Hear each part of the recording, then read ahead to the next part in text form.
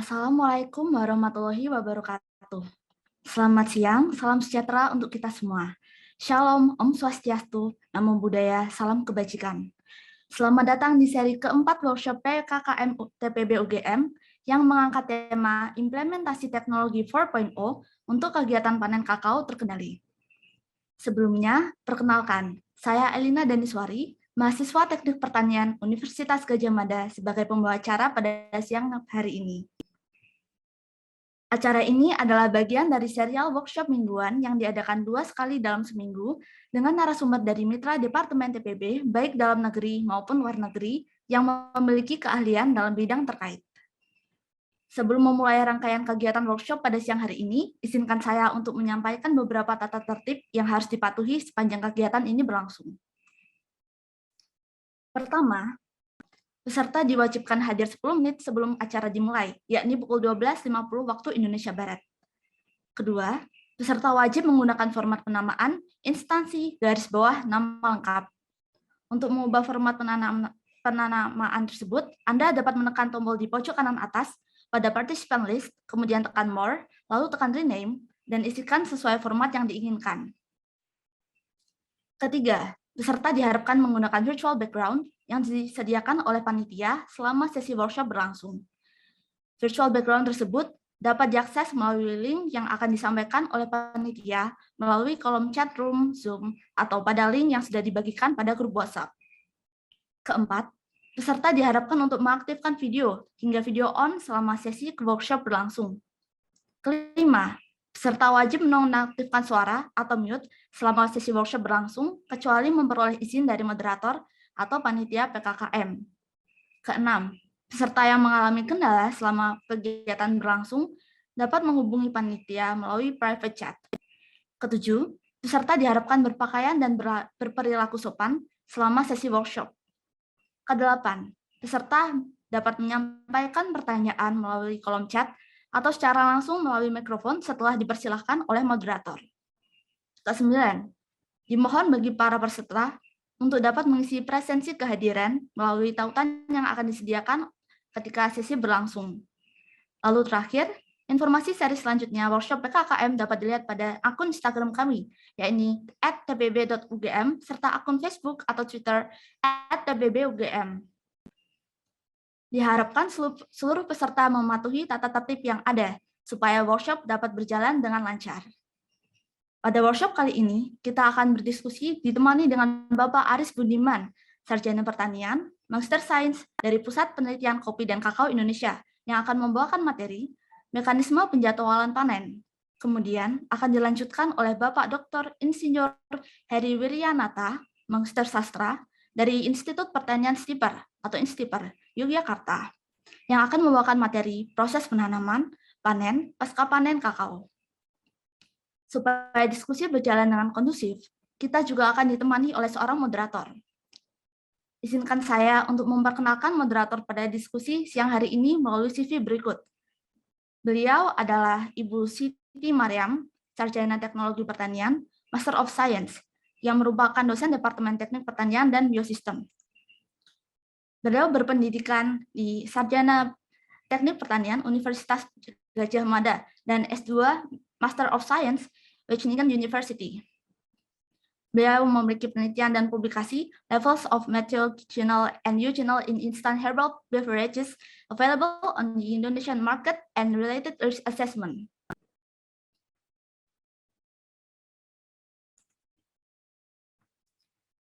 Untuk itu, tanpa membuang waktu, mari kita memulai diskusi kali ini.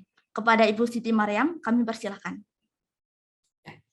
Terima kasih Mbak Elina Daniswari. Assalamualaikum warahmatullahi wabarakatuh. Yang saya hormati Bapak Aris Budiman, SP MSI selaku pembicara dalam acara hari ini, dan juga Bapak Dr. Insinyur Heri Wiryananta MS selaku pembicara kedua. Jadi Pak.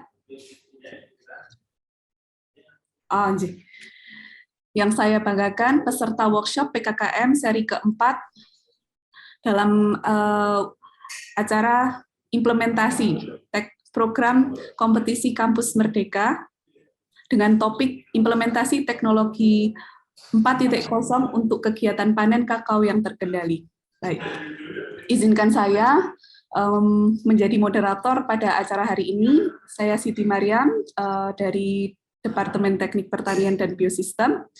Baik, untuk hari ini kita akan ada 2 sesi ya. Untuk sesi pertama akan diisi oleh Bapak Heri terlebih dahulu, kemudian sesi kedua Bapak Aris Budiman.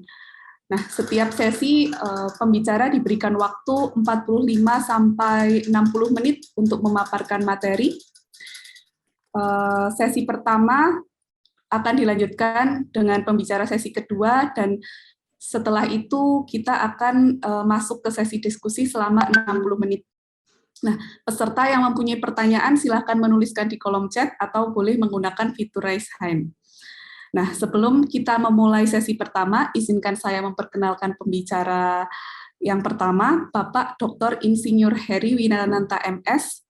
Beliau merupakan dari Institut Pertanian Yogyakarta. Selamat siang Pak Heri, apa kabar? Selamat siang, apa kabar Bu Siti? Baik. Pak Aris, terima kasih. Selamat siang Pak Aris. Selamat siang Pak Heri. Bapak Heri Wiyananta menyelesaikan pendidikan S1 di Institut Pertanian Stiper dan S2 serta S3-nya dari Universitas Gadjah Mada. Beberapa penelitian dan publikasi beliau, yang pertama yaitu metode pengendalian penyakit vaskular strict direct pada perkebunan kakao, dan juga upaya pengendalian penyakit vaskular strict dieback dan busuk buah pada tanaman kakao mempergunakan ketahanan horizontal dan manipulasi iklim mikro. Baik, Bapak Heri, 45 sampai 60 menit waktu presentasi, saya persilahkan. Baik.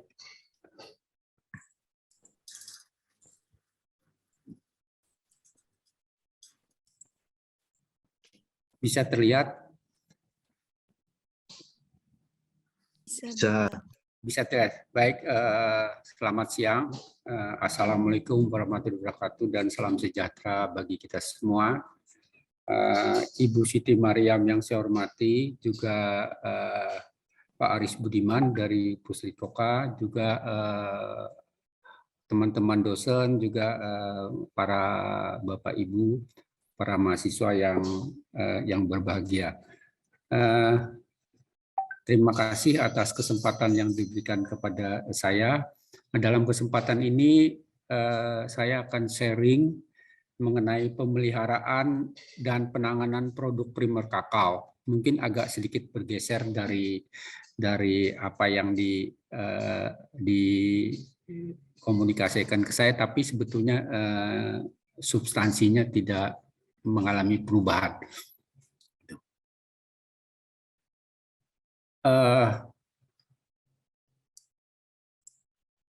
Mungkin sebagai awal ada baiknya juga pada kesempatan ini saya menyampaikan bagaimana keragaan produksi kakao kita, ya, dan juga nilai ekspor kakao kita. Memang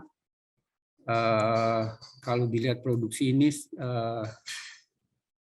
selalu fluktuatif, ya, fluktuatif, dan ini juga di dalam tahun 2019 ke 2020 ke 2021 ini ada sedikit penurunan sekitar 0,9%. Nah, ini juga ternyata berimbas kepada penurunan nilai ekspor kita. Nah, kalau kita perhatikan kakao secara umum memang produktivitasnya masih di bawah dari potensi produksinya karena berbagai faktor. Salah satu yang perlu mendapat perhatian kita yang sering dijumpai di lapangan, di kebun, itu adalah yang tergolong dalam losses faktor. Nah, ini berimbas kepada kuantiti, tetapi di samping itu juga berpengaruh terhadap kualitas biji. Nah, padahal kita tahu bahwa sebagai komoditas ekspor, tuntutan pasar itu tidak hanya dari aspek kecukupan, tetapi juga dari standar mutu itu juga menjadi penting. Standar mutu dalam arti standar mutu biji.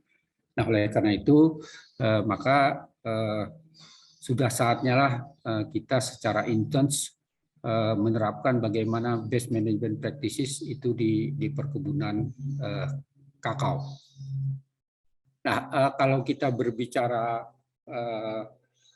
losses tadi, maka sebetulnya kita bisa lihat di sini bahwa secara potensi produksi rata-rata tanaman perkebunan itu sebetulnya untuk Indonesia tidak jadi masalah. Kenapa? Karena masalah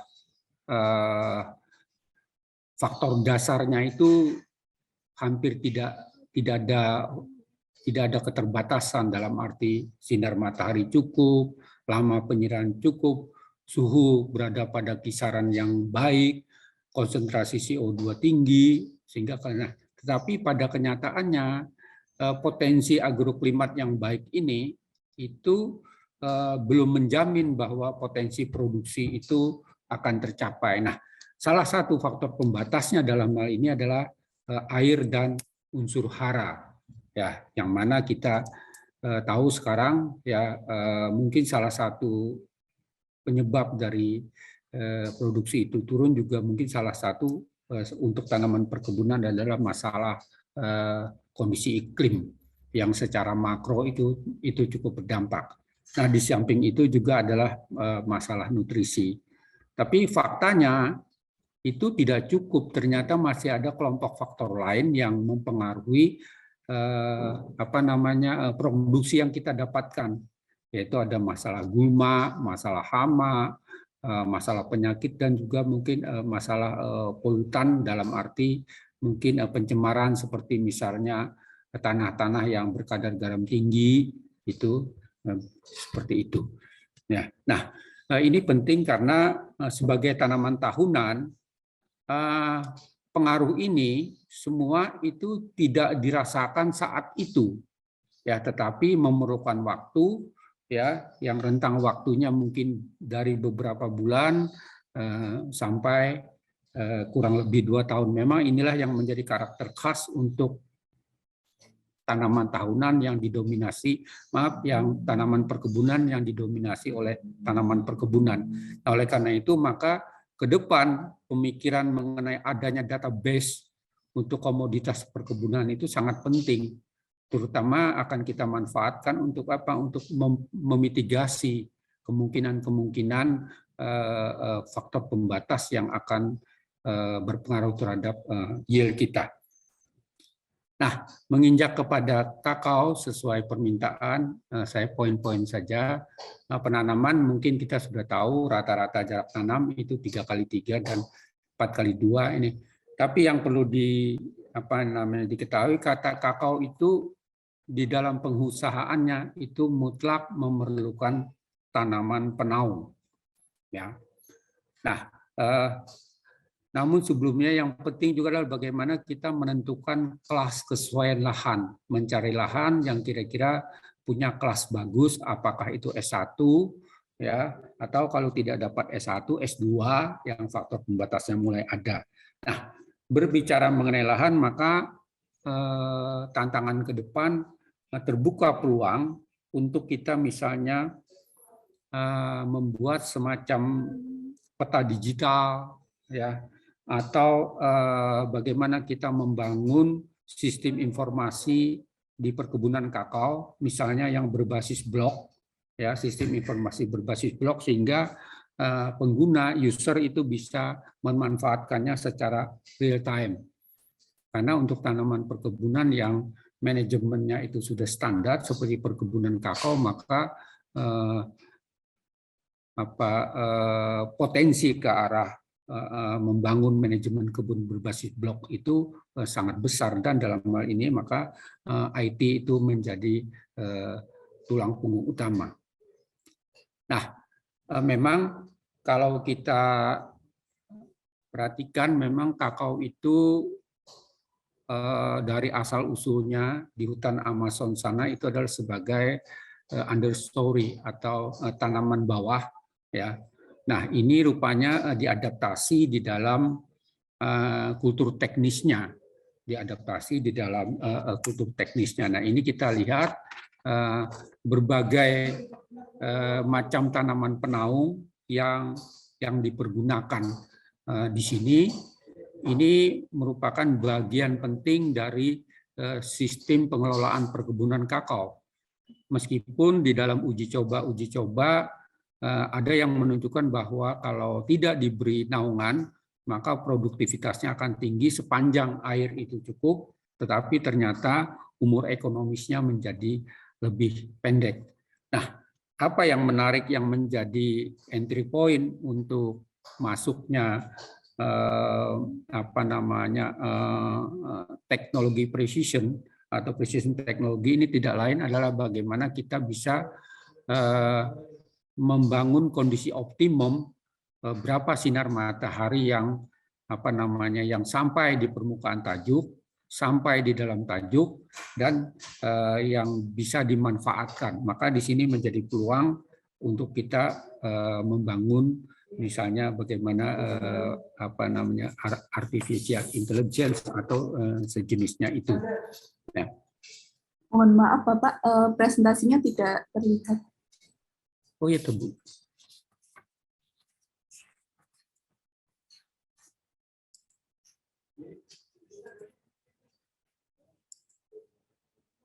Ini sudah, Bu? Sudah, Bapak. Oh, maaf. Terima kasih tuh saya. Maaf, jadi ini tadi gambar yang menunjukkan bahwa manajemen penaung itu menjadi bagian penting karena ini menyangkut produktivitas, ya, menyangkut umur ekonomis pohon, tetapi di sini terbuka peluang lebar untuk kita bagaimana optimasi sinar matahari yang sampai di permukaan kanopi, yang masuk ke dalam kanopi untuk dimanfaatkan dalam sistem produksi biomasa tanaman kakao itu sendiri. Nah,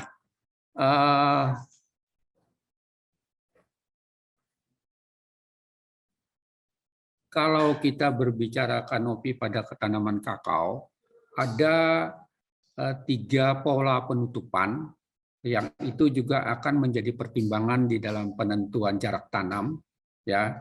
Yang pertama adalah bagaimana kalau diameter kanopinya lebih kecil daripada jarak tanam pohon, ya, atau yang sama, atau malah diameter pohon lebih besar daripada jarak tanam. Nah, ini memerlukan langkah-langkah, upaya-upaya untuk optimasi yang menjadi dasar manajemen kanopi. Maka ini juga tadi seperti saya sampaikan tadi terbuka peluang untuk kita melakukan intervensi teknologi presisi. Nah, tantangan ke depan adalah tuntutan lingkungan. Nah, tuntutan lingkungan maka membuka peluang untuk mengusahakan kakao dengan sistem agroforestry. Ini misalnya seperti di Gunung Kidul, itu sebagian yang diusahakan itu memang sistem agroforestry. Nah, ini menjadi penting karena memang ke depannya itu pemikiran produksi kakao itu bukan hanya produksi tanaman, tetapi adalah pendekatan produktivitas lahan. Di sisi lain juga suatu saat nanti kakao akan menjadi bagian penting dalam ekonomi karbon. Jadi maksudnya tidak hanya dipanen bijinya saja, tetapi deposit karbon yang itu menjadi ditunjukkan oleh perkebunan kakao itu bisa juga menjadi komoditas. Di samping juga fungsi dari diversity. Nah, maka berhadapan dengan kondisi seperti ini, masalah sinar itu juga yang sampai ke tajuk kakao itu juga akan menjadi penting. Nah, di sini juga memberi entry point bagaimana teknologi presisi itu bisa menjadi bagian penting. Nah, ini sebagai informasi bagaimana pencitraan pencitraan pola sebaran sinar, ya, berdasarkan pertumbuhan kanopi dari waktu ke waktu, yang ini menjadi dasar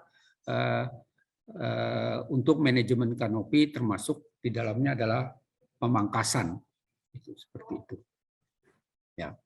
Nah, yang lain juga setelah kita menanam, ya, lalu yang utama juga adalah kita tidak bisa terlepas dari yang namanya pupuk, ya, terlepas dari pupuk. Nah, berkenaan dengan ini mungkin dari sisi dosis dan sebagainya kita sudah tahu semua, tetapi yang ingin saya sharingkan kepada Bapak Ibu dan teman-teman semua kira-kira di mana entry point kita bisa menggunakan teknologi yang itu menjadi ciri dari revolusi 4. Misalnya saja adalah kita mengembangkan misalnya pemetaan kesuburan lahan. Itu bisa berbasis sistem informasi geografis, atau juga kita mengembangkan site specific nutrient management, ya, atau juga sampai kepada pengembangan sistem pakar hara kakao. Sehingga dengan sistem pakar itu kita bisa melihat bahwa kakao Indonesia yang sebagian besar itu diusahakan oleh petani, itu petani bisa punya pegangan misalnya di dalam platform Android, sehingga petani bisa melihat kalau misalnya daunnya gejalanya seperti ini, ya, oh ini kekurangan apa. Bahkan juga nanti dosis anjurannya seperti apa, hara yang diberikan seperti apa. Itu sangat penting, saya rasa ke depan menjadi tantangan semua bagi pelaku di perkebunan kakao. Nah, ini mungkin sekedar gambaran saja, ya, titik kritis pertumbuhan kakao. Ya, jadi kalau kita lihat September sampai September, pola panen pada kakao dan tumbuhan kakao itu ada 2 tahap, 4 bulan. Nah, ini semua adalah faktor-faktor yang terlibat di dalamnya, dalam arti mempengaruhi, termasuk itu untuk vegetatif maupun generatif. Nah, ini bisa juga menjadi dasar pemikiran kita bersama untuk kita memilih kira-kira teknologi yang sangat bermanfaat untuk kita bisa mendapatkan biji kakao dalam arti kuantiti maupun kualitas yang baik. Itu seperti ini. Ya. Ini poin-poin kultur teknisnya. Nah, kita juga harus akui bahwa perkebunan kakao itu tidak bisa dibebaskan dari faktor losis utama, yaitu penyakit dan hama. Banyak laporan di berbagai negara produsen kakao di dunia, losis karena hama maupun penyakit itu bisa mencapai 40%. Ya, bisa mencapai 40% meskipun ada sedikit perbedaan macam penyakitnya dari satu negara produsen ke negara produsen yang lain, tetapi kontribusinya terhadap losis itu cukup besar. Nah, salah satu yang di Indonesia itu adalah penyakit layu fusarium. Nah, di sini terbuka peluang lebar bagaimana misalnya kita mengembangkan sistem deteksi, lalu bagaimana kita mengembangkan sistem monitoring, seberapa jauh serangannya, ya, bahkan mengembangkan sistem prediksi berdasarkan gejala kira-kira kapan, kalau seberapa jauh hubungan tingkat serangan dengan jeda waktu pohon bersangkutan menjadi mati dan sebagainya itu, sehingga itu terbuka peluang lebar bisa kita bangun sistem seperti itu, ya. Nah, tentunya pemahaman dan karakterisasi gejala ini dan kanopi tanaman yang sakit itu menjadi dasar dan pertimbangan utama dalam membangun sistem itu seperti itu. Nah, yang kedua juga tidak kalah pentingnya adalah ini, ya, penyakit busuk kakao ini juga faktor utama. Kalau tadi VSD tadi itu berpotensi menimbulkan kematian tanaman yang lebih besar daripada penyakit busuk buah, tetapi yang berkontribusi langsung terhadap biji itu adalah busuk buah ini. Nah, ini pun di beberapa negara sudah dikembangkan berbagai sistem ya yang itu berbasis artificial intelligence dalam seperti misalnya untuk melihat penyebarannya, untuk melihat bagaimana mitigasi serangan berdasarkan kondisi lingkungan, ya, berdasarkan kesuburan tanah, dan ini memang menjadi tantangan kita bersama semua. Nah, ini beberapa contoh, misalnya saya ambilkan ini dari publikasi, misalnya bagaimana aplikasi digital image processing teknologi untuk mendeteksi penyakit-penyakit misalnya yang ada pada buah, ya, untuk mendeteksi penyakit-penyakit yang ada pada buah dengan itu pakai image, ya, RGB-nya berapa lalu dimasukkan seperti itu, ya. Bahkan juga mungkin dari sini nanti tidak hanya tahu identifikasi saja, tetapi juga sampai kepada prediksi potensi kerugian yang ditimbulkan sesuai dengan besarnya serangan itu seperti itu. Nah, ini juga contoh lain, ini bagaimana deep learning yang berbasis smartphone ini untuk mendeteksi, ya, untuk mendeteksi, mengidentifikasi penyakit-penyakit yang ada pada kakao, dan ini mungkin sangat bermanfaat untuk perkebunan rakyat, karena rakyat tahu apa yang menyerang, seberapa jauh serangan, kerugiannya seberapa, lalu mungkin di situ sudah ada sistem pakar yang memberikan anjuran-anjuran atau rekomendasi untuk mengatasi problem yang dijumpai petani di lapangan, itu seperti itu.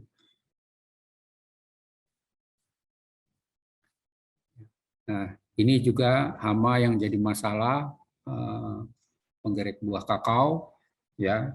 Ini di sentra-sentra produksi kakao kita ini juga jadi masalah, ya. Lalu ini juga sama, ya, mungkin ini masalahnya tidak sebesar yang di PBK, tapi ini juga cukup mengganggu.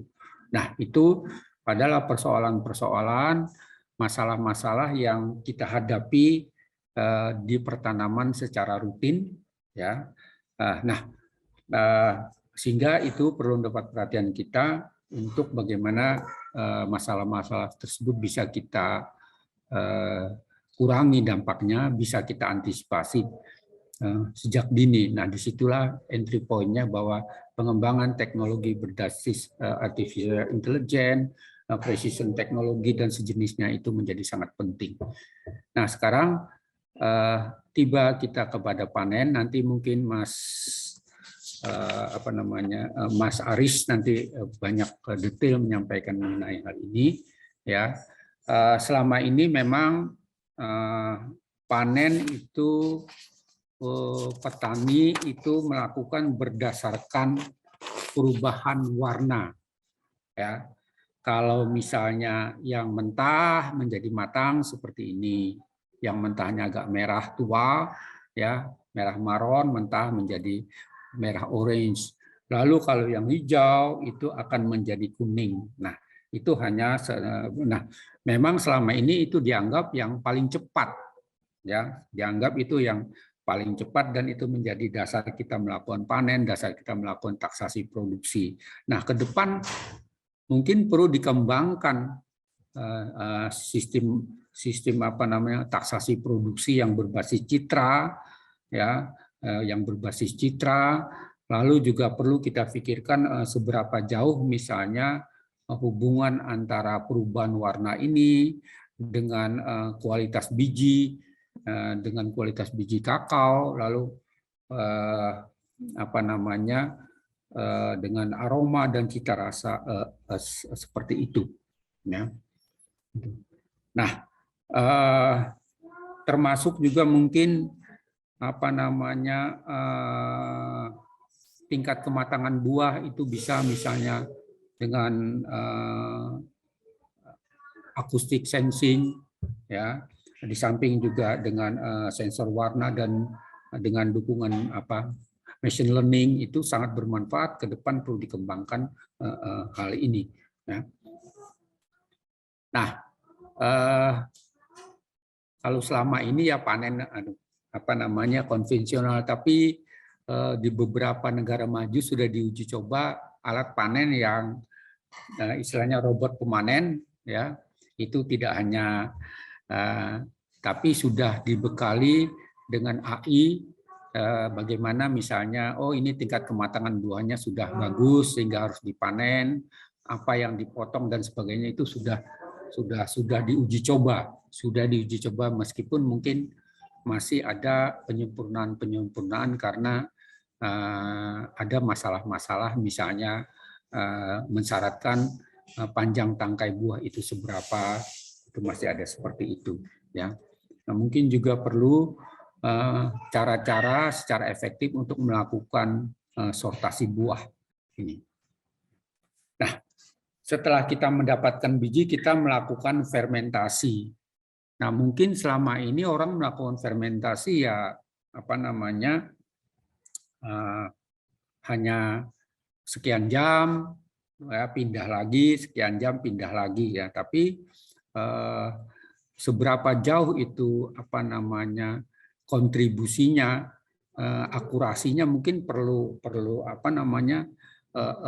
difikirkan. Ya, perlu ada mungkin informasi kuantitatif, ya.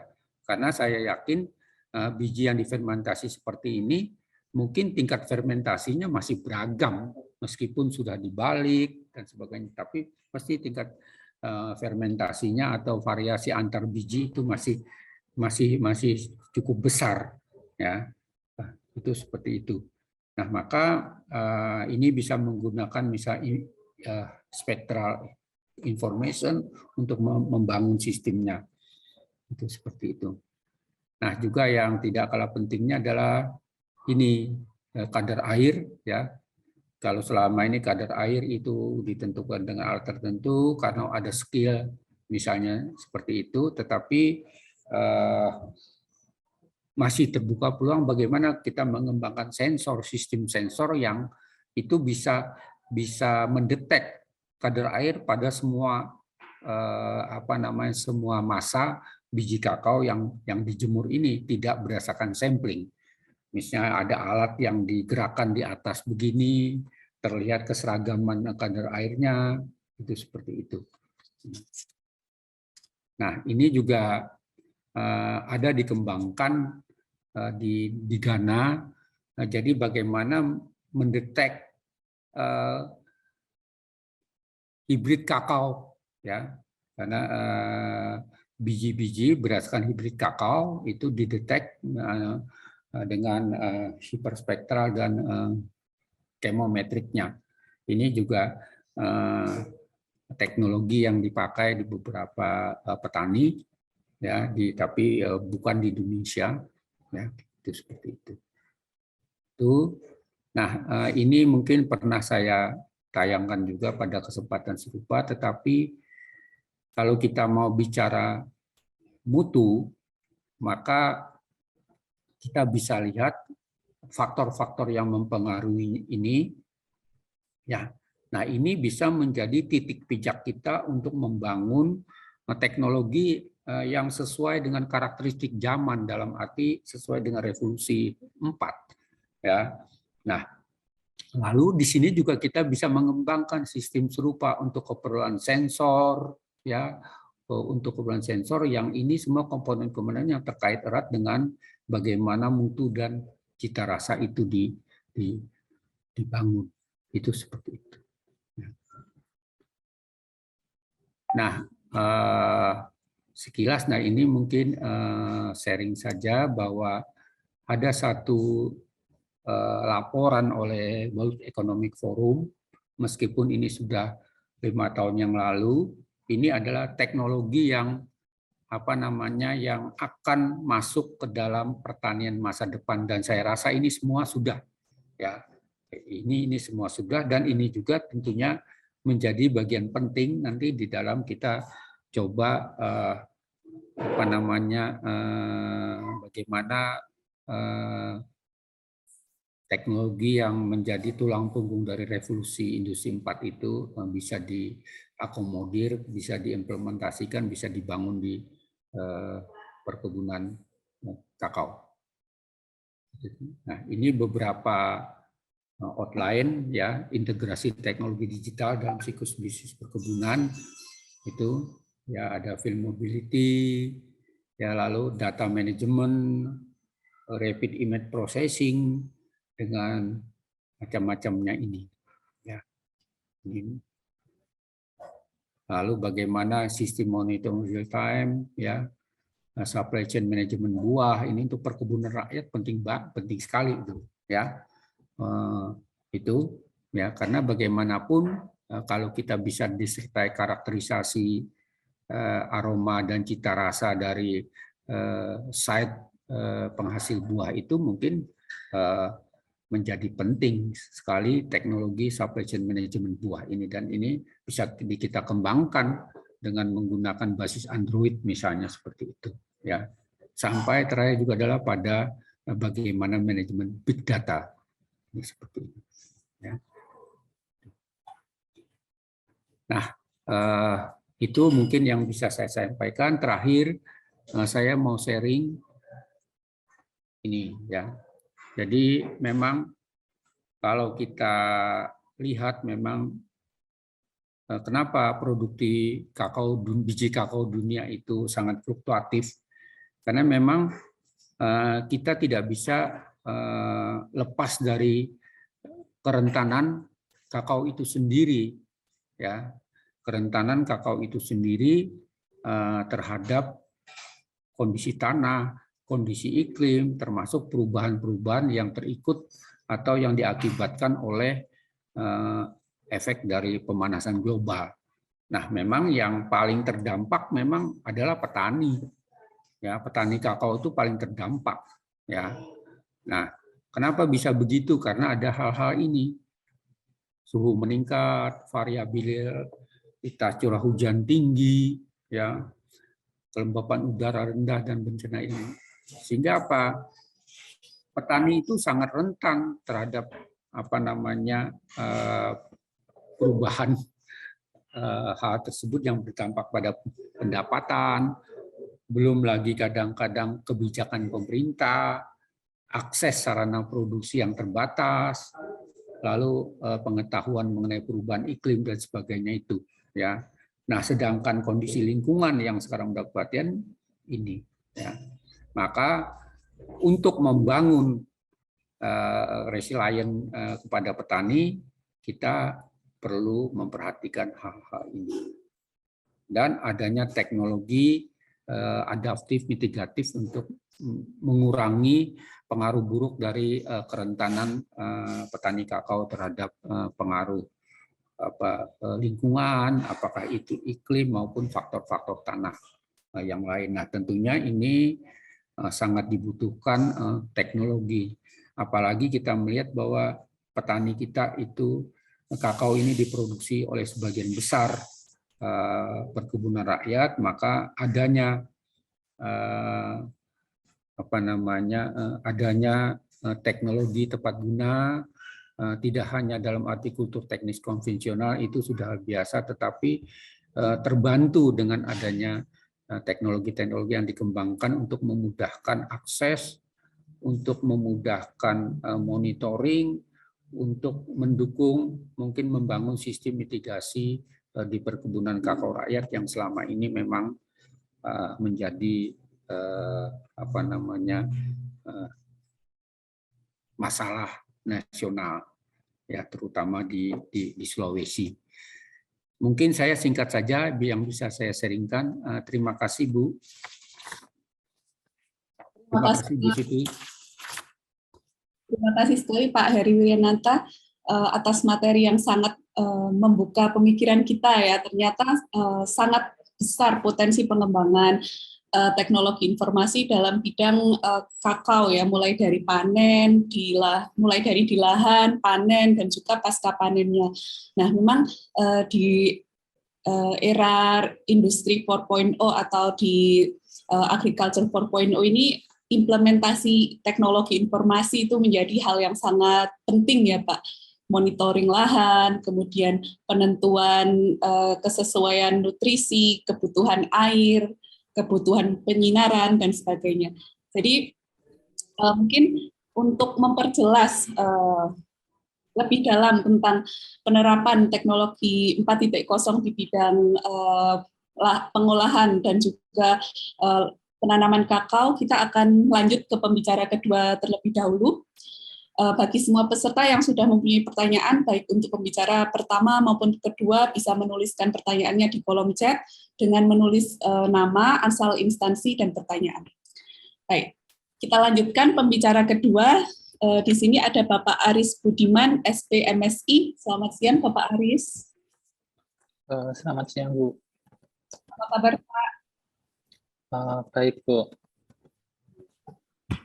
Baik, mungkin panitia bisa menampilkan CV dari Bapak Aris.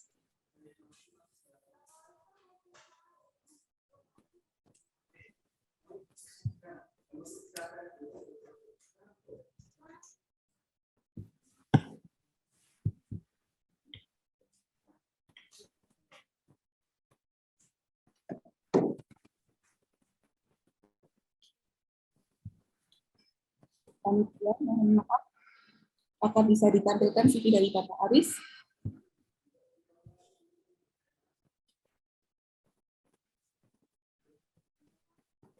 Baik, mungkin akan saya langsung bacakan saja ya, di sini saya ada dokumennya. Jadi Bapak Aris Budiman merupakan peneliti bidang proteksi tanaman di Pusat Penelitian Kopi dan Kakao Jember. Beliau menempuh pendidikan S1 di jurusan Hama dan Penyakit Tanaman di Universitas Gadjah Mada, kemudian melanjutkan studi master di bidang fitopatologi di Institut Pertanian Bogor. Nah, memang riset-riset beliau ini sangat berhubungan dengan ini ya, proteksi hama penyakit tanaman kakao ya. Di tahun 2022 ini beliau melakukan riset tentang Cocoa Pests and Disease Monitoring in AFT and Cocoa Soil at ICCRI kerjasama dengan Mondelez. Kemudian juga ada Pre-Screening Some Pesticides for Controlling Cocoa Pod Borer kerjasama dengan Mars, dan beberapa penelitian-penelitian lainnya. Bapak Aris ini memang sangat fokus tentang hama dan penyakit pada kakao. Ya.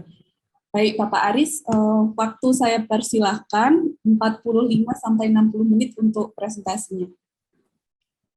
Baik, Bu. Terima kasih atas waktunya. Saya izin share screen ya, Bu. Monggo, Pak.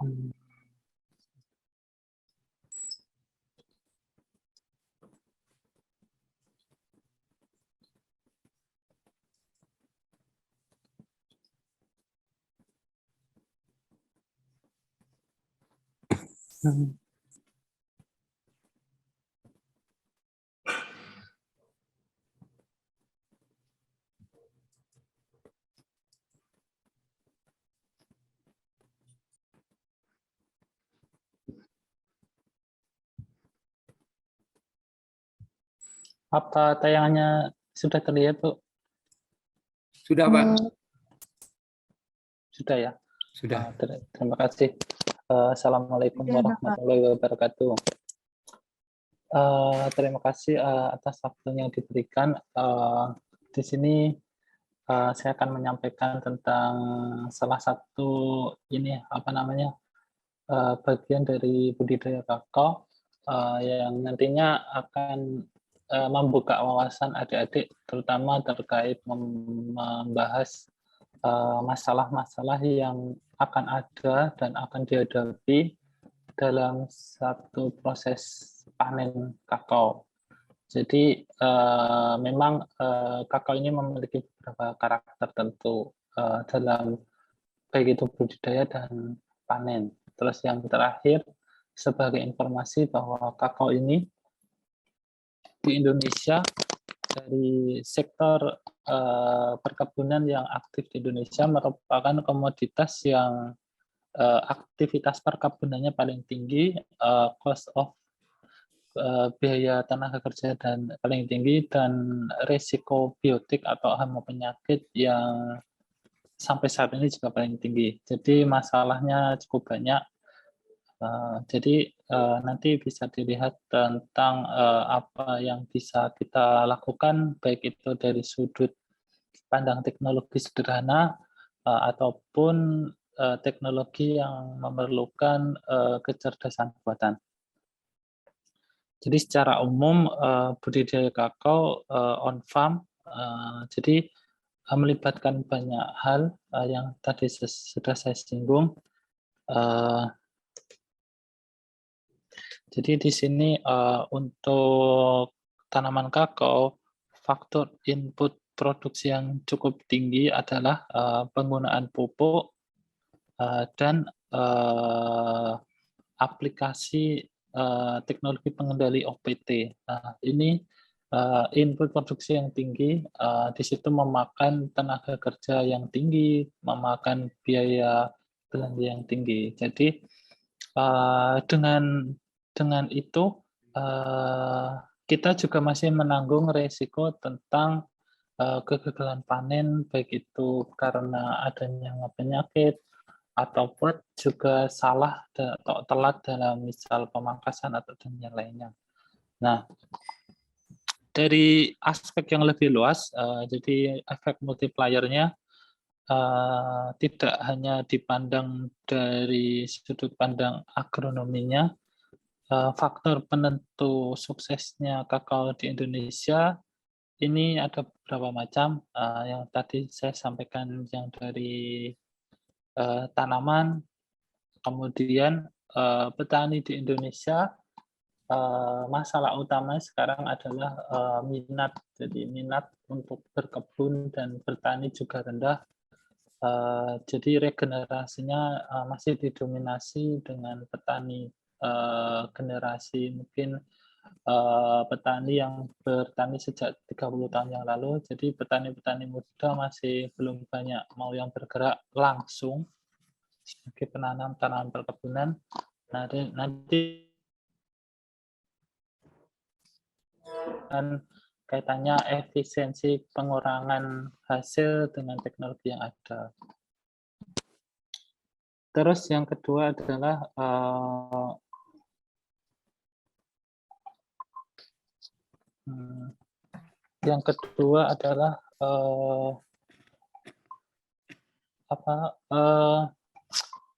manajemen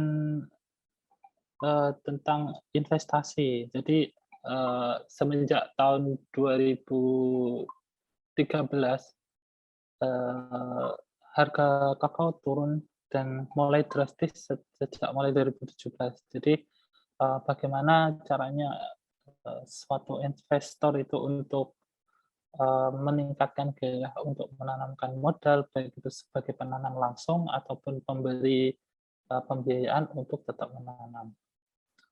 Kemudian dari semua itu juga ada tekanan dari negara Afrika. Jadi negara Afrika itu juga turut andil dalam menentukan kakao di Indonesia karena negara Afrika itu petaninya diatur oleh negaranya terkait dengan harga jual. Sedangkan di sana produktivitasnya tinggi. Jadi harga kakao ditekan rendah dan sampai saat ini pasar masih dikuasai oleh negara Afrika. Nah, karena itu semua dikuasai oleh negara Afrika dan harganya turun, makanya nanti teknologi yang kita gunakan harus dipastikan teknologi yang murah.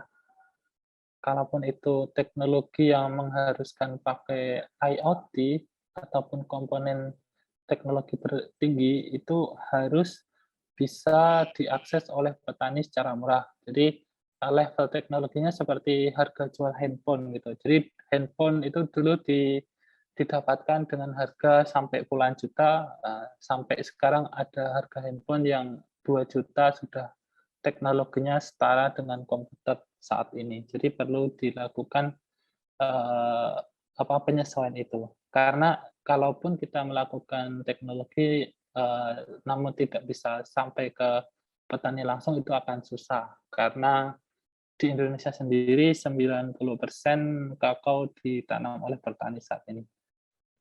Seperti itu. Nah, saya langsung aja ke materi sebelum ke global. Jadi sebelum kita melakukan penjadwalan panen, kita harus membuat arsitektur bangunan kakao itu seperti apa. Jadi tanaman kakao jika ditanam tanpa adanya pengendalian peragaan tubuh, harus dilakukan pembuatan arsitekturnya. Jadi arsitekturnya itu pertama harus mudah dijangkau oleh petani, terus yang kedua bisa menghasilkan produksi yang optimal, tidak harus yang paling tinggi, namun optimal. Terus yang ketiga adalah minim serangan biotik faktor atau hama penyakit. Nah, karena tanaman kakao ini sifat daunnya itu hampir ada di semua ranting, jadi perlu dilakukan pemangkasan. Nah, pemangkasan ini ada 4 macam tipenya. Yang ini diasumsikan dalam 1 tahun, itu ada pangkas di bulan pertama itu pangkas bentuk. Jadi pangkas bentuk itu biasanya secara umum bisa 1 kali seusia tanaman kakao, terutama yang besar, itu dengan membentuk batang primernya. Terus yang kedua adalah pangkasan pemeliharaan setiap tahun 3 kali, kemudian juga pangkas produksi. Nah, ini pangkas berat ini dilakukan setelah panen. Nah, kenapa pangkas produksi ini 2 kali? Nanti saya terangkan dengan dipanen. Jadi di panen itu kakao peak season-nya itu ada dua sesi. Terus yang terakhir adalah pangkas wiwilan. Nah, pangkas wiwilan ini sangat sering karena untuk mengendalikan pertumbuhan vegetatif agar sesuai dengan arsitektur yang ada. Jika tidak dikendalikan, maka tanaman kakao itu bentuk tumbuhnya itu mirip seperti gulma atau rumput. Jadi yang bagian bawah banyak bibit-bibit muda yang tumbuh. Nah, kemudian alat yang ada sampai saat ini di Indonesia ini masih bisa dikatakan tradisional karena nanti kita terbuka aja nanti teknologi apa yang bisa masuk namun ekonomis secara ekonomi gitu. Ataupun kalau itu menggunakan teknologi, investasi yang digunakan itu akan balik sampai berapa suatu perusahaan atau petani itu menginvestasikan teknologi itu cukup gitu. Atau kita nanti fokus kepada investasi yang memungkinkan dilakukan cepat, murah, dan banyak sumber informasi yang terbuka. Misal kita bisa mencari kode-kode sintaksnya di GitHub ataupun yang lainnya. Gitu. Jadi ini ada alat pangkas manual, ini menggunakan tangan. Jadi ini untuk tugasnya yang pertama untuk memanen buah secara langsung, dan juga dilakukan untuk pemangkasan pada tiang atau buah yang yang ukuran diameternya maksimal 15 cm. Jadi masih bisa menggunakan tangan. Kemudian untuk menggunakan gergaji, terus ini antel di bahasa Jawanya atau parang untuk memangkas ranting yang ketinggiannya di atas 2 meter.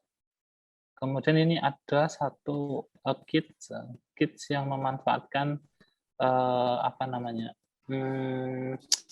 teknologi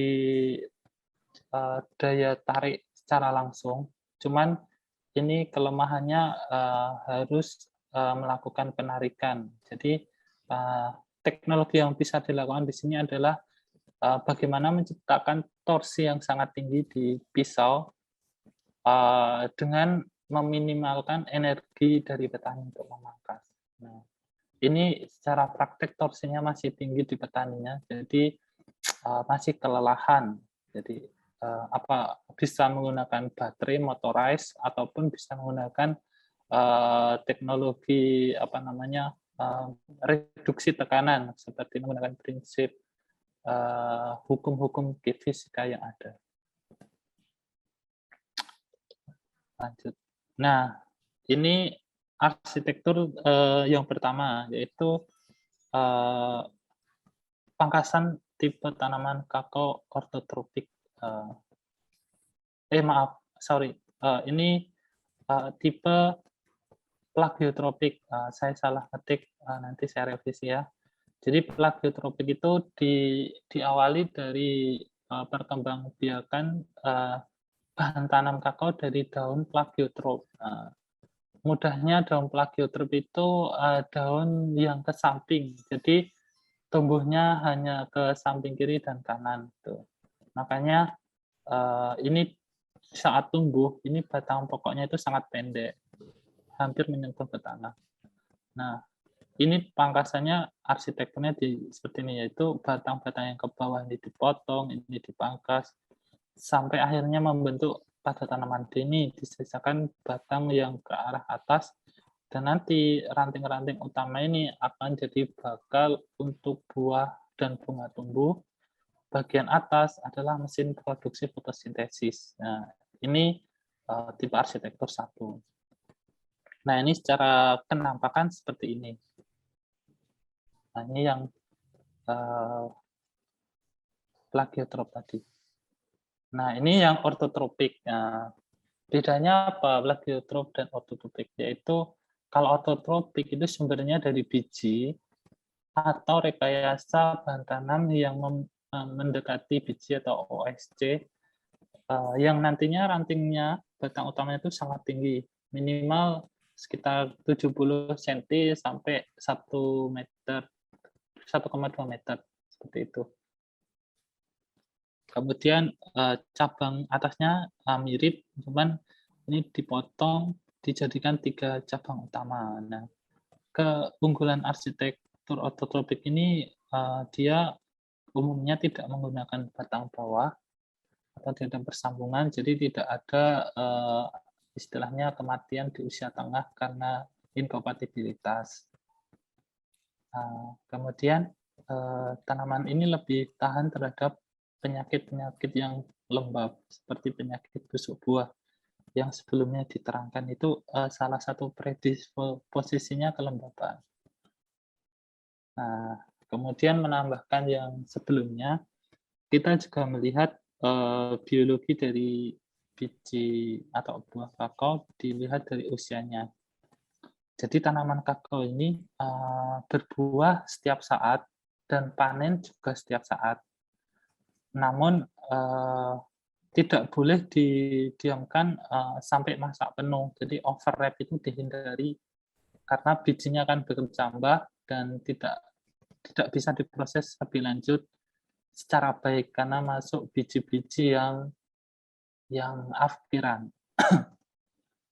Jadi ini sebenarnya saya nulisnya rentang karena usia buah masa ini sangat dipengaruhi pertama dari klonnya, klon kakao. Klon itu keragaman di bawah spesies karena adaptasi lingkungan dan adaptasi nutrisi dari beberapa tetuanya dulu. Nah, ini usianya rentang 6,5 sampai 7,5 bulan. Ini usia panen. Nanti ciri-ciri khas panennya saya tambahkan. Kemudian ini usia mendekati overripe. Nah, ini overripe ini dihindari.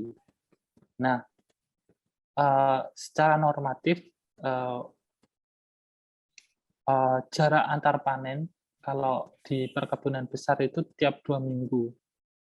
Tiap 2 minggu itu kalau ada buah harus dipanen. Nah bagaimana cara mengetahui buah masak dan yang lainnya? Terus bisa enggak kita panen hanya 1 kali saja? Itu nanti pendekatannya ada beberapa cara. Jadi untuk mengurangi tenaga dan yang lainnya. Ini kita mengenali dulu karakter buah mana yang siap dipanen dan mana yang belum. Jadi yang pertama adalah buah kakao, itu ada yang masa vegetatifnya itu bijinya itu ada yang aslinya warnanya hijau, dia masaknya menjadi kuning. Kemudian yang merah ada, itu kalau masak menjadi sedikit orange. Gitu. Terus kedua adalah saat buah masak itu terdapat rongga antara biji kakao dengan tempurungnya itu ada sedikit rongga. Jadi saat diketok itu ada bunyi yang berbeda. Nah, ini bisa jadi dasar nanti kalau adik-adik ingin melihat buah masak atau enggak, tidak hanya dari warna, volatile organic compound, itu bisa enggak melihat adanya rongga di dalam buahnya. Karena kalau masih mentah itu masih solid. Jadi masih menyatu. Kalau sudah ada rongga itu matang. Sampai saat ini belum ada teknologi yang mengarah ke situ dengan pendekatan itu. Jadi pendekatan mungkin dengan sonar atau apapun yang bisa melihat adanya rongga celah-celah. Nah, kemudian ini cara panennya sampai saat ini masih banyak yang manual dengan tangan. Kenapa? Karena sifat bijinya yang pertama besar, terus arsitektur buah tanamannya tadi, buah tumbuh di batang-batang pokok seperti ini.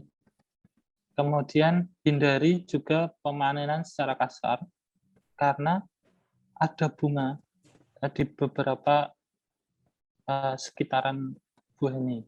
Karena bunga tumbuh di bantalan bunga. Seperti itu.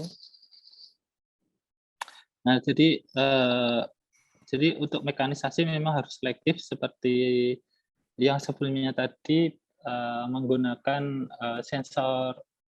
menggunakan motor gerak robotik yang memilih selektif pada buah. Nah, nanti tantangannya adalah ini memilih buah di satu titik dan dipasin di pangkal batang agar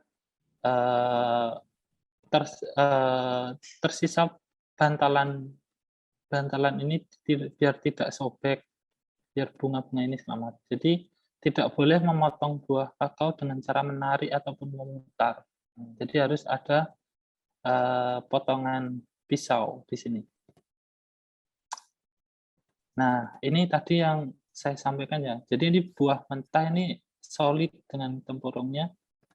Nah, kalau buah matang ini terlihat, jadi plasenta dari buahnya itu membentuk dan terjadi rongganya. Jadi saat matang ini diketuk ini feel-nya beda. Saya tidak bisa menerangkan dengan kata-kata, cuman adik-adik bisa membedakan sesuatu yang kopong dan sesuatu yang solid saat diketuk pakai jari.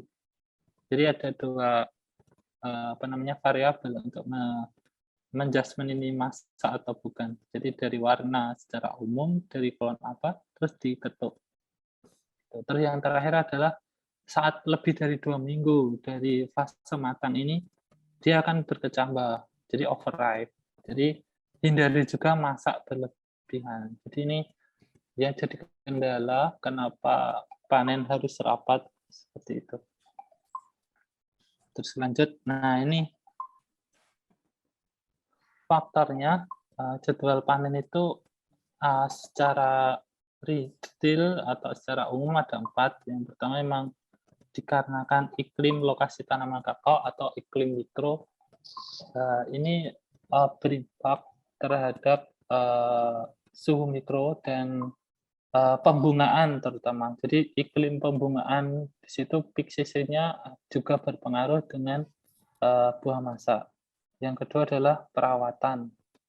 Nah, perawatan ini ya yang seperti GAP secara umum, tapi lebih detailnya ke arah arsitektur tanaman kakao, jarak tanam, terus sistem sanitasi. Yang ketiga adalah klon. Nah, klon ini setiap klon ada peak season-nya, ada yang peak season-nya nggak ada. Jadi setiap tahun ada semua. Kemudian intervensi dari beauty factor. Kebanyakan beauty factor ini yang intervensi adalah hama penyakit. Nah ini, jadi perilaku buah masak itu tanaman kakao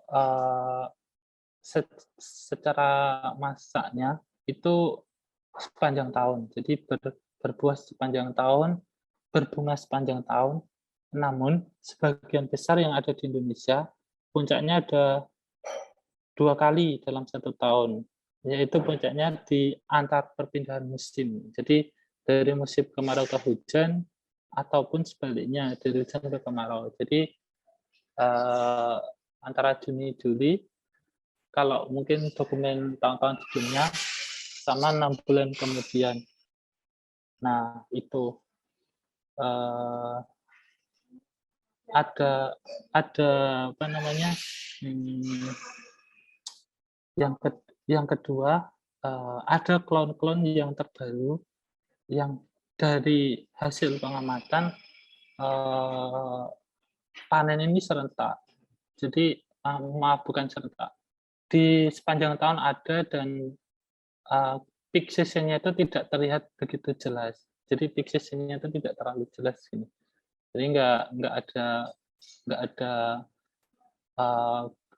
di saat-saat tertentu tenaga kerja sangat banyak, di saat-saat tertentu tenaga sedikit. Nah ini itu contohnya apa? Nah ini contohnya klon-klon yang saat ini beredar banyak dan produktivitasnya tinggi. Itu contohnya MCC2 ini banyak sekali ditanam di Sulawesi dan mulai beberapa diintroduksi di beberapa daerah Sumatera. Kalau di Indonesia, di Jawa beragam karena memang sebagian besar kebun-kebunnya kebun milik perkebunan, PTPN dan perusahaan swasta, mereka punya decision sendiri. Ini ada 2 puncak. Terus yang kedua, ini Ikris 9. Nah, ini tipe tanamannya berbunga sepanjang masa. Jadi peak season-nya tidak terlihat begitu menuki. Nah, ini kelebihannya juga produktivitasnya tinggi. Jadi nanti kita kalau menerapkan teknologi penjadwalan panen juga berbeda dari tipe yang peak season-nya 2 atau merata. Ini faktor utamanya karena klon. Nah, terlepas dari itu semua juga yang tadi saya sampaikan faktor biotik. Utamanya adalah penyakit karena Phytophthora ini. Phytophthora ini ada yang nyebutnya jamur, cuman klasifikasi terakhir makhluk hidup mirip jamur, lebih ke arah hewan. Jadi untuk daerah yang terinfeksi Phytophthora ini kehilangan hasilnya bisa sampai 60%, karena saat buah terinfeksi Phytophthora, kalau usia buahnya itu saat terinfeksi sampai dia panen lebih dari 1 minggu, kehilangan hasilnya 100%. Maksudnya, dari saat terinfeksi sampai serangan ini penuh, itu rata-rata waktunya 5 hari sampai 7 hari. Jadi, dia akan membusuk dan mengering. Nah, ini contohnya yang di sebelah ini, dia terkena semua. Kalau saya melihat ini hilang semua. Jadi ini decision-nya harus dipanen sanitasi massal. Ini juga, ini saya asumsikan di sini hilang semua. Karena dia penyebarannya kontak dan perilakunya bisa aktif. Terus juga banyak serangga melata, hewan melata yang juga berperan sebagai vektor. Nah, ini juga bisa merubah jadwal panen, terutama dalam kasus ini mitigasi. Jadi mitigasi untuk tidak terjadinya outbreak penyakit busuk buah, terutama di musim-musim hujan. Nah, kenapa penting untuk jadi mitigasi? Karena jamur ini, mikroorganisme ini, karena Phytophthora ini sekarang diklasifikasikan di luar jamur ya, fungi like mikroorganisme like fungi. Dia mirip fungi, nanti saya terangkan mengapa. Ini dia aslinya jamur tanah. Terus dia bisa disebarkan ke semuanya. Faktor predisposisinya yang paling utama adalah kelembaban, karena dia akan aktif. Terus dia menyebar di beberapa jaringan tanaman karena adanya serangga dan yang lainnya terbang. Nah, ini terlepas dari ini semua, ini sebenarnya bisa dimitigasi dengan sistem kecerdasan buatan dengan pendekatan hidung enus atau hidung palsu. Jadi buah kakao ini saat terinfeksi Phytophthora tentunya dia akan mengeluarkan VOC yang spesifik. Nah, jadi dengan perkembangan teknologi robotik, kita bisa mencoba volatile organic compound yang bisa ditangkap oleh semua sensor yang ada sampai saat ini seperti apa. Jadi ini mirip pendekatannya mirip yang dulu untuk deteksi virus COVID itu, Ginos, atau yang di Singapura itu apa. Saya lihat ada beberapa ya, dari saya rangkum dulu saya baca ada sekitar 7 lah di seluruh dunia. Ya, UGM juga ada 1 itu dulu. Nah, itu prinsipnya seperti itu. Nah, tapi di lingkungan iklim mikro ini jadi saat jamur-jamur ini aktif, ini sebagai mitigasi gitu. Tentunya penelitian ini output-nya lebih murah saat terjadi prototipe karena sensor-sensor yang dijual murah, komputer kecil kayak Arduino juga banyak dan murah. Dan harapannya ini jadi open source, jadi biar bisa dikembangkan cepat oleh peneliti seluruh dunia. Nah, nanti biar masalah ini cepat teratasi untuk mitigasi penyebab penyakit. Karena lembab dan adanya VOC jamur A, VOC jamur C ini untuk mendekati dari sudut pandang aroma, itu bisa dikendalikan Phytophthora-nya. Nah, ini Phytophthora-nya ini kalau saya isolasi di media mikrobiologi, dia kayak putih nih. Ini sangat susah untuk diidentifikasi karena dia fase vegetatif. Dia memang sangat susah untuk dikembangkan di media mikrobiologi komersil. Kita harus menggunakan media khusus biar bisa membentuk sporangium seperti ini atau fase generatifnya. Nah, ini sporangium ini bisa pecah membentuk zoospora.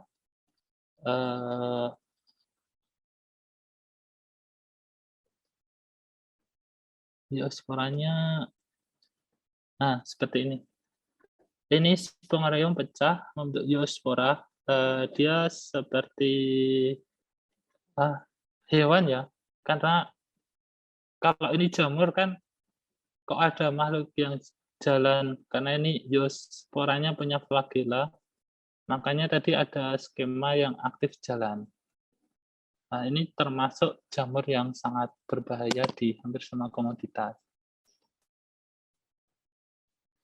Kemudian juga ada hama lain juga yang terkait dengan panen. Itu adalah hama penggirek buah kakao. Ini saya melengkapi aja.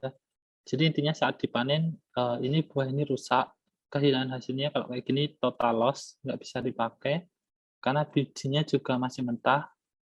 Kalau diproses juga grade-nya sangat rendah. Kalau ini yang sehat. Nah, ini dalam panen nanti perlu adanya sanitasi cepat, karena di dalamnya ada banyak ulat kecil yang saat dipanen dia akan keluar dan cepat membentuk pupa, dan pupanya hingga hilang jatuh ke tanah, dan kita nggak tahu susah mencarinya. Terus dia terbang jadi imago dan menyebarkan ke buah yang lainnya. Jadi kalau mau memutus siklus hidupnya, cara yang paling cepat adalah sanitasi buah yang dipanen.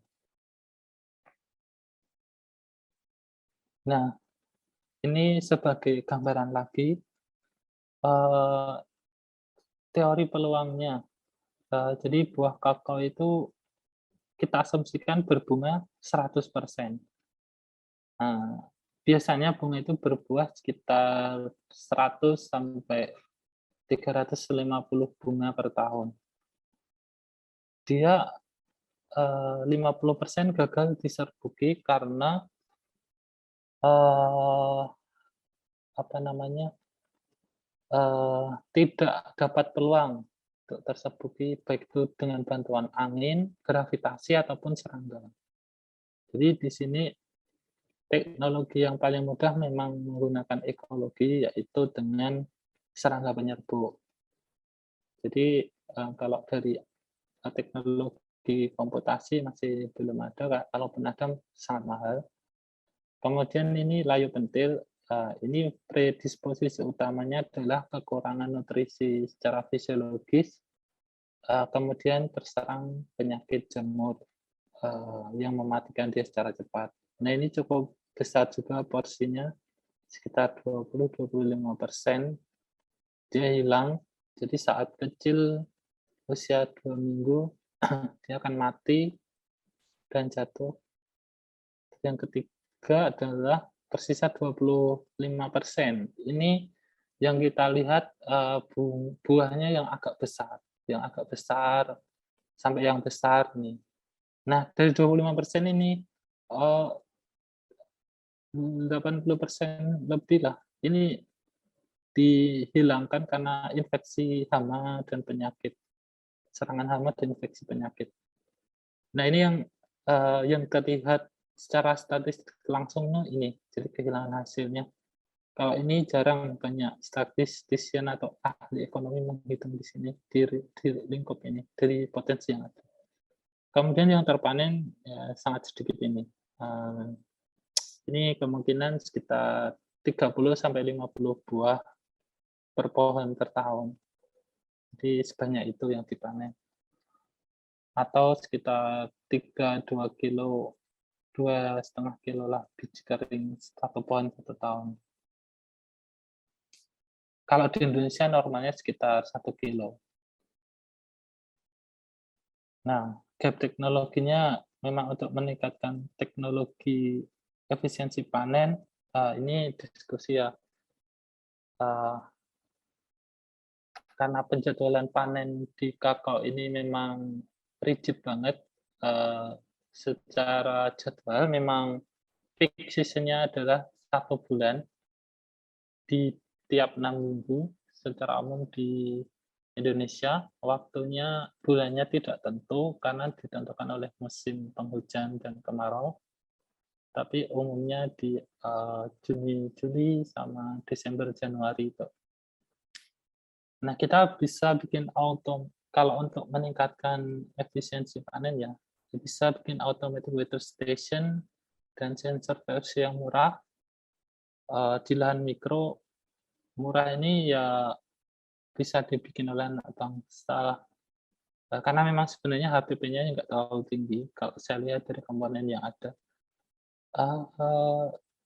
Terus ini diseminasikan langsung ke petani karena usernya kalau di kakao itu 90% petani, makanya ini kalau dikerjakan oleh company besar, kemungkinan besar akan tinggi harganya kan, namun berlisensi. Nah, ini biar bisa untuk memitigasi adanya spora jamur penyakit, ini bisa mencakup dari adanya aroma busuk buah di lingkungan itu, ataupun aroma lain yang bisa ditangkap, karena ini kan secara random ya, kita membaca keadaan, kita membaca respon, nanti kita uji apakah itu benar dengan uji-uji yang lebih detail seperti menggunakan GCMS atau SPMA dan yang lainnya. Automatic weather station tentu untuk mitigasi kelembapan lokal, jadi terkait dengan pangkasan, biar tidak kehilangan hasil. Kemudian transportasi untuk tempat pengepul. Nah, ini memungkinkan enggak di tanaman kakao itu dibikin semacam transportasi seperti kebun pisang. Jadi semacam ada kereta gantung yang digunakan untuk membawa buah-buah kakao ini agar meminimalkan kontak langsung ke tanah. Takutnya beberapa buah yang kita bawa itu mengandung hama dan penyakit akan menjatuhkan spora di sekitar tanaman. Ini juga penting menurut kami karena sampai saat ini busuk buah itu eksis 100% di beberapa kebun karena sanitasinya yang nggak optimal. Kemudian pisau potong itu sebenarnya berpotensi besar terkena penyakit tanaman, utamanya VSD sama busuk buah. Nah, sterilisasi yang selama ini ada kan menggunakan pisau. Pisau yang dicelupkan di natrium hipoklorit atau klorok ataupun fungisida. Nah, ini mekanisasi apa yang bisa dilakukan? Misal menggunakan injeksi mikro atau penyemprot mikro pada pisau setelah beberapa kali panen di satu pohon atau seperti apa. Gitu. Jadi ini yang bisa saya sampaikan. Kemudian pasca panen ini ada yang tradisional, ada yang mesin, karena 90% di Indonesia adalah petani. Kebanyakan mereka melakukan panen di dalam kebun. Kokopot khasnya itu ditinggal di kebun, dan bijinya dibawa ke penjual atau pengepul. Ada beberapa perusahaan swasta yang tidak mau membeli ini, dia membeli pot utuh. Nah, kalau perusahaan membeli pot utuh itu masalah selesai karena akan diproses mekanisasi. Nah, ini untuk yang petani, yang jadi masalah adalah mungkin edukasi terkait sanitasi OPT yang tadi saya sampaikan yang berbahaya itu. Itu materi dari saya. Terima kasih. Baik. Terima kasih Pak Aris, materi yang sangat menarik ya tentang pengaturan waktu panen kakao dan juga hama dan penyakit pada biji kakao. Nah, tadi kita sempat melihat ya bahwa ada beberapa implementasi teknologi 4.0 yang bisa diterapkan, misalnya pemasangan AWS untuk mengontrol suhu dan kelembaban di sekitar lingkungan, penanaman buah kakao, dan juga penggunaan e-nose atau electronic nose untuk pendeteksi kontaminasi jamur, ya Pak. Baik, di sini sudah ada beberapa pertanyaan dari peserta, baik untuk Pak Heri maupun Pak Aris. Oke. Ini pertanyaan pertama dari Fitra, asalnya dari UGM. Izin bertanya Pak Heri, perkenalkan saya Fitra, mahasiswa TPB UGM. Untuk pengembangan deteksi objek kakao seperti tingkat kematangan buah dan penyakit tanaman melalui mesin learning, seperti yang disampaikan tadi, apakah sudah sampai pada model yang bisa diakses atau diterapkan oleh pelaku budidaya, dan varietas kakao apa saja yang sudah dikembangkan modelnya? Terima kasih. Silakan Pak Heri bisa menjawab.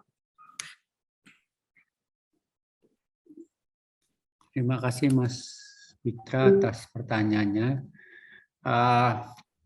Memang ini teknologi seperti ini belum diterapkan secara luas di Indonesia karena dengan mengenal warna dan karakteristik kalau matang itu ada kocak itulah istilahnya, itu dianggap sudah sampai sejauh ini memang cukup akurat begitu ya. Memang untuk pengembangan seperti yang saya sampaikan tadi, kalau untuk di lapangan, kalau level petani memang terkendala seperti yang Pak Aris katakan tadi, bahwa terkendala kepada pembiayaan karena mungkin teknologinya mahal ya. Tapi di beberapa negara itu diinformasikan memang teknologi itu tidak disediakan oleh petani ya, tapi disediakan oleh buyers, oleh perusahaan-perusahaan yang membeli itu, membeli apakah itu sebagai bagian dari corporate social responsibility-nya atau yang lain, tapi itu sebagian memang disediakan sebagian besar oleh pihak industri yang membeli biji kakao itu.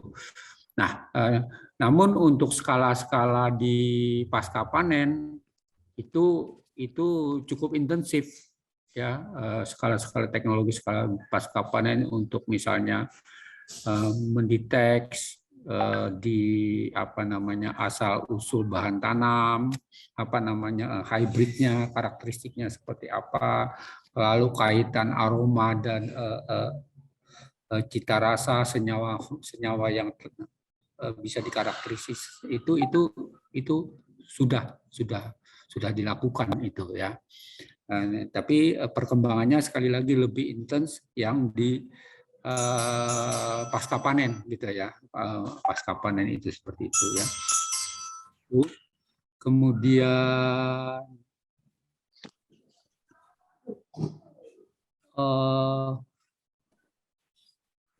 kalau pada uji coba buah selama ini rata-rata yang dipakai informasi itu memang berasal dari negara-negara penghasil kakao utama dunia seperti terutama di Afrika yang di Pantai Gading, lalu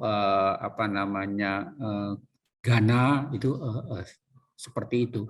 Kalau di negara-negara berkembang ya mungkin baru hanya pada tahap ini, tahap uji coba pengembangan dari yang sudah ada. Mungkin dalam rangka untuk menemukan yang lebih murah dari sisi penyediaannya. Itu Pak Fitra. Terima kasih Pak Heri atas jawabannya. Mungkin Mas Fitra mau menanggapi atau bertanya lebih lanjut, silahkan.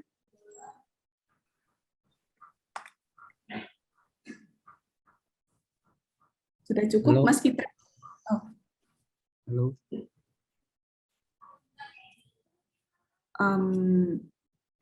Terima kasih Pak, sudah cukup dari Mas Fitra. Terima kasih Pak Heri. Selanjutnya pertanyaan untuk Pak Aris. Di sini ada pertanyaan pertama dari Pak Radi. Monggo Pak Radi jika ingin bertanya secara langsung kepada Pak Aris, saya persilahkan. Matur nuwun Bu Siti. Selamat siang Pak Heri, Pak Aris. Mohon maaf ini kamera saya agak error gitu, jadi saya matikan gitu nggih.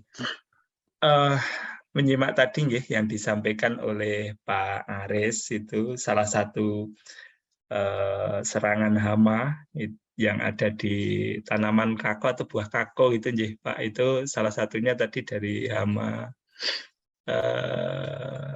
Pak tadi, mohon maaf. Nama latinnya apa tadi nggih Pak? Busuk buah, Phytophthora atau ya, Phytophthora itu nggih.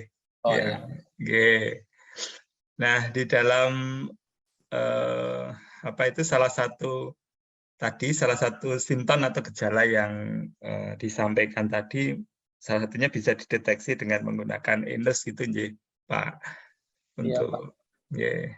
Nah, itu kalau mungkin secara visual gitu, atau mungkin kalau dari indera manusia itu memang bisa ini nggih Pak, diidentifikasi dengan baik gitu nggih. Iya. Jadi memang ini dari sisi aroma itu terasa banget gitu nggih Pak. Yang jelas ini Pak, kalau tanaman kena jamur itu tanaman itu sebenarnya terfermentasi. Dia kan kena toksin dari jamur sama GPT dari jamur.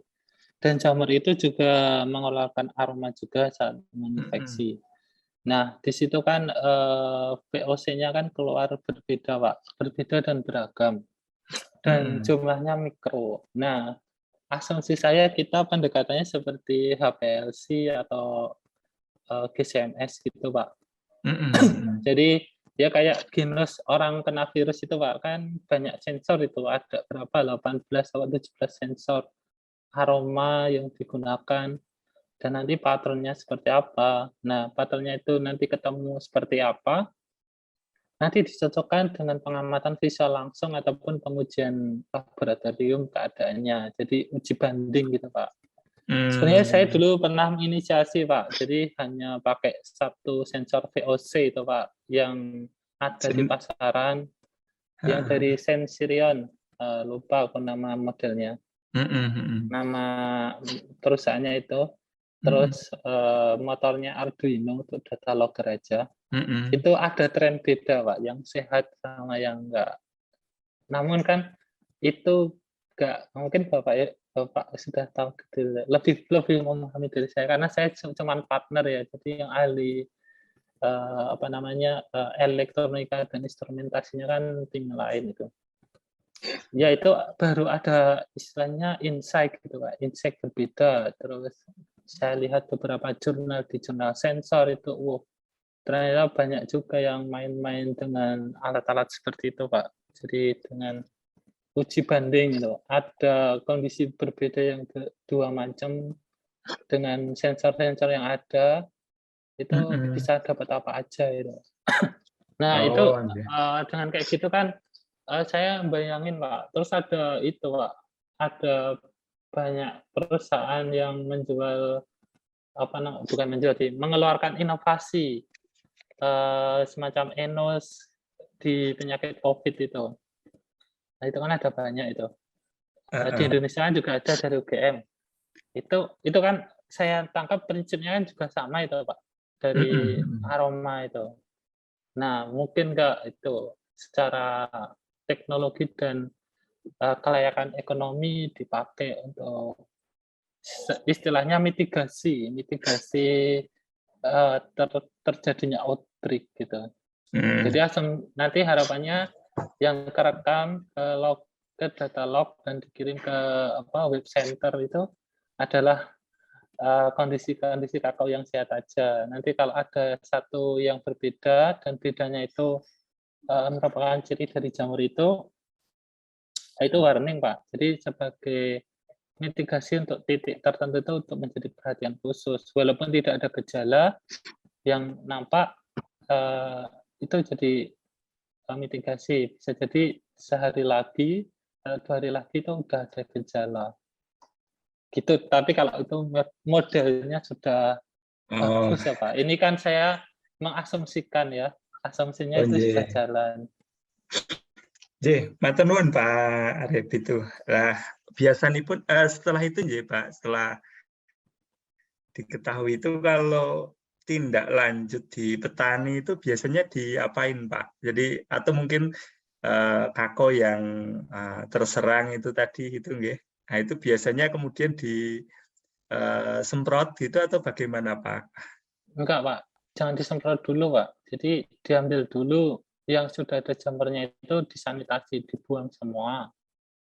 Di ekologi itu dibuang semua, baru disemprot dengan fungisida yang terdaftar di Indonesia, Pak. Sebagian besar yang efektif itu bahan aktifnya azoxystrobin, Pak. Azoxystrobin itu nama racunnya. Kalau merek dagangnya banyak di pasaran. Jadi petani biasanya langsung nyemprot. Nah, kalau yang nyemprot itu ya akan terbunuh jamur-jamur yang di permukaan, tapi sumber inokulum awal atau penyakitnya itu masih ada, Pak. Kalau yang terinfeksi itu sudah diambil, ya aman. Karena kalau sudah kecil kena dikit aja itu anggap kayak orang kena penyakit yang sangat parah gitu Pak, kayak kena HIV itu di 5 tahun lagi meninggal gitu. Jadi kalau kena busuk buah ini 5 hari lagi infeksinya rata gitu Pak. Jadi dari usia patogenisitas sama fisiologi buah itu pasti kalah. Jadi kehilangannya mutlak, sanitasi aja langsung. Gitu. Nggih, Baru matur nuwun. di lingkungannya disemprot Pak. Baik, nggih, matur nuwun Pak Aris. Bu Siti, terima kasih. Sami-sami. Terima kasih Pak Aris, ini menarik ya. Jadi saya penasaran Pak, apakah infeksi jamurnya itu bisa terdifusi ke dalam buah kakaonya Pak, ke dalam buah di dalamnya itu Pak? Bisa Bu, bisa absolut kena sampai dalam biji-bijinya. Bahkan jamur ini juga bisa menyerang daun, bisa menyerang kulit dan sebagian batang kakao. Ada juga yang di akar. Cuman yang sangat merugikan saat menyerang buah. Karena memang buah ini serangannya juga masif, cepat, dan mudah menular. Gitu, Bu. Jadi kalau sudah 1 minggu sampai ke dalam ini Bu, biji kakaonya di dalam masuk. Dalam bijinya kalau kita isolasi ke media mikrobiologi yang spesifik Phytophthora itu akan tumbuh juga. Dia jamurnya bersifat spora ya Pak. Berarti kalau nanti misalnya biji kakao itu kita masukkan ke dalam produksi di roasting itu tidak akan mati jamurnya ya Pak? Kalau dia bukan spora kering Bu, jadi spora basah. Jadi berbeda dengan VSD. Kalau VSD mudah ditularkan dengan udara. Kalau Phytophthora ini sporanya agak berat karena ekologinya juga di perairan. Dia lebih suka malah disebarkan dengan film air, Bu. Film air, jadi dia merambat di permukaan air, naik ke atas gitu. Karena dia punya flagella. Ya mirip kayak kecebong gitu, Bu. Anak-anak katak gitu. Nah, fungsinya kayak gitu sih. Gitu. Makanya ini cukup patogenik dan pergerakannya aktif, lebih cepat daripada Mycelium, dan sudah keluar dari keluarga jamur, makanya dan sampai saat ini penyebab kehilangan hasil paling besar di dunia untuk kelas Oomycete, utamanya Oomycete, bukan Phytophthora saja ya. Jadi Oomycete itu kelasnya, jadi golongan-golongan dari hewan itu. Baik. Terima kasih Pak, penjelasannya sangat menarik ya. Kebetulan ini ada pertanyaan lagi dari peserta Pak untuk Pak dari Pak Amar Jeko El Palat. Apakah Pak datang di sini Pak? Silakan bertanya langsung.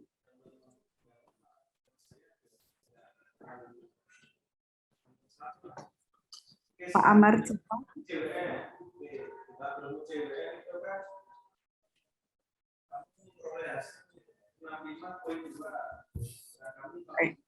Ya, masih off.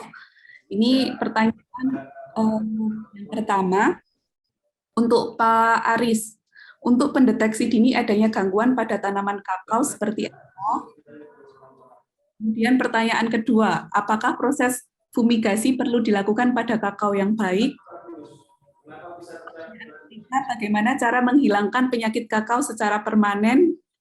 Dan pertanyaan keempat, apakah dengan mengurangi jumlah daun dengan memangkas sebagian dahan di musim penghujan bisa efektif mengurangi tingkat kelembaban?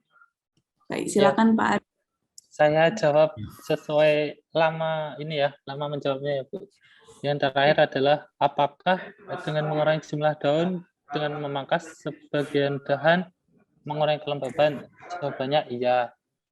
Itu memang kelembaban kan ditentukan dari pertama adalah kelembaban dari tanahnya, Bu. Terus yang kedua adalah eksposur cahaya di atas. Terus yang ketiga adalah eksposur dari angin. Nah, itu 3 faktor utama menentukan kelembaban di iklim mikrokakao. Jadi kalau dengan pemangkasan daun otomatis peluang angin bergerak semakin meningkat dan eksposur cahaya masuk ke tanah atau di sekitaran batang kakao itu meningkat. Jadi mengurangi, jelas. Terus yang ketiga, bagaimana cara menghilangkan penyakit kakao secara permanen? Agak susah, tapi kalau mau dipaksakan adalah dengan merotasi, Bu. Memang harus diganti komoditas lain dengan minimal usia 2 tahun, total ekologi, itu nanti terus penyebab lainnya dihilangkan. Penyakit itu atau hama itu inang sementara atau inang alternatifnya dihilangkan. Dan di pertanian ini tidak dilakukan secara pasti karena mengenalkan atau menghilangkan secara permanen hama penyakit itu sangat susah karena ini kaitannya dengan ekologi kompleks karena inaknya tidak hanya tanaman kakao biasanya. Terus yang kedua, apakah proses fumigasi perlu dilakukan pada kakao yang baik? Kalau saya menangkap adalah kalau fumigasi itu kan aerosol ya, jadi saya asumsikan pada biji kakao kering. Bahaya. Jadi ya benar ya. Kalau biji kakao kering kan berarti dikumpulin di gudang, di fumigasi ya. Karena fumigan ini daya toksikannya sangat tinggi, Bu. Kan operatornya harus bersertifikat juga. Itu perlu jika, nggak perlu jika juga. Kalau nggak perlu, jika mau segera dipakai nggak usah. Jika mau segera dijual di lokal dan langsung ke pabrik, nggak usah. Namun, jika mau disimpan lebih dari 3 bulan, itu perlu, karena ada serangga hama gudang. Terus yang paling utama, biasanya kalau biji kakao itu mau diekspor, dan disyaratkan oleh negara tujuan, perlu sertifikat fumigasi sebagai prasyarat sertifikat kesehatan bahan atau phytosanitary certificate dari karantina negara tujuan. Itu yang terakhir ini yang sering dilakukan oleh pedagang. Jadi pakai fumigan hanya untuk dijual ke luar negeri. Karena kalau hanya di dalam negeri itu biasanya jarang karena biji kakao langsung dipakai. Terus yang pertama adalah untuk mendeteksi dini adanya gangguan tanaman kakao ini seperti apa? Yang paling mudah dan sering adalah sistem peringatan dini dengan pengamatan langsung oleh petani atau petugas pengamat OPT, Bu. Jadi harus diamati langsung. Itu yang tradisional dan yang paling umum dan mudah. Kalau mau landscape, kalau mau mencoba dan mengkalibrasi dengan drone yang multispektral, bisa menggunakan rumus NDVI atau yang lainnya yang lebih akurat itu. Jadi nanti ada yang warnanya beda, itu diindikasikan terserang abiotik faktor. Biasanya di titik itu ada serangan penyakit. Cuman itu kalau di kakao agak berat. Kami pernah menerbangin drone yang cukup mahal sampai seharga mobil Innova. Hasilnya ketutupan tanaman penaung, jadi kacau balau. Jadi agak berat. Jadi kalau di Indonesia pakai pengamat langsung aja. Atau ada yang bisa melakukan teknologi pencitraan dengan terbang rendah di bawah tanaman penaung. Itu sangat berisiko banget. Karena sensor-sensor drone itu minimal mengganggu itu toleransinya 5 meter, Bu. Jadi kalau 5 meter dia berhenti secara otomatis autopilot. Jadi kalau diterbangkan di lingkungan banyak pohon, jadi dia terbang terus berhenti, nggak kemana-mana. Gitu. Kecuali manual terbang, resikonya drone-nya jatuh. Itu, Bu, jawaban dari saya. Boleh ikut sharing, Bu? Ya, silakan, Pak. Terima kasih, Mas Aris. Ya, Pak. Memang kalau di kakao itu kan seperti busuk buah, VSD itu kan sumber inokulumnya kan banyak sekali toh, Pak. Kayak Phytophthora itu kan ya tanah, ya sisa-sisa sisa-sisa buah, kemudian batang yang sakit dan sebagainya. Jadi memang sangat-sangat susah untuk dikendalikan. Maka mungkin upaya untuk pengendalian ekologis itu menjadi penting seperti disampaikan, yaitu mengurangi kelembapan udara supaya film air itu tidak lama begitu kan, seperti itu sirkulasi udara pada film air itu tidak. Memang itu. Kemudian yang kakao itu memang fumigasi itu di dalam negeri kan tidak disarankan tuh Pak Aris, karena kan iya, karena kan fumigasi terbatas Pak. iya, karena kan biji kakao itu kan kaya lemak. Nah, maka bahan-bahan aktif itu kan biasanya mudah bersenyawa dengan kandungan lemak yang ada di dalam biji kakao itu. Itu pun kalau yang ke Eropa itu kan yang memang sudah bahan fumigannya kan yang sudah dianjurkan gitu kan oleh pihak sana gitu, yang dipakai di dalam negeri itu seperti itu. Ya. Jadi memang kalau untuk penyakit ya susah membebaskan. Kalaupun sanitasi mau setuntas-tuntasnya sepertinya juga sangat susah ya, karena memang tahapan perkembangan patogennya kan bisa tidak sepenuhnya bergantung pada tanaman kakao. Itu yang mempersulit ya. Memang satu-satunya ya menggunakan ketahanan tanaman ya. Tapi kalaupun ketahanan tanaman cenderung sifatnya itu horizontal, maka potensi epideminya kan masih tetap ada.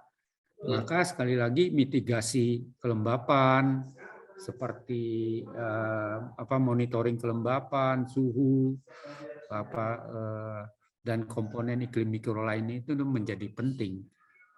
Itu tambahan saja itu seperti itu. Terima kasih Pak Heri atas tambahannya. Ini ada pertanyaan titipan Pak untuk Pak Heri terkait dengan proses pasca panen kakao, proses fermentasi Pak. Apa teknologi 4.0 yang bisa diimplementasikan pada proses fermentasi dan yang sesuai dengan kebutuhan saat ini? Yang sudah ada itu ini Bu, bisa mengetahui tingkat fermentasinya, apakah sempurna, baru sebagian, kemudian sebagian itu seperti itu Bu, berdasarkan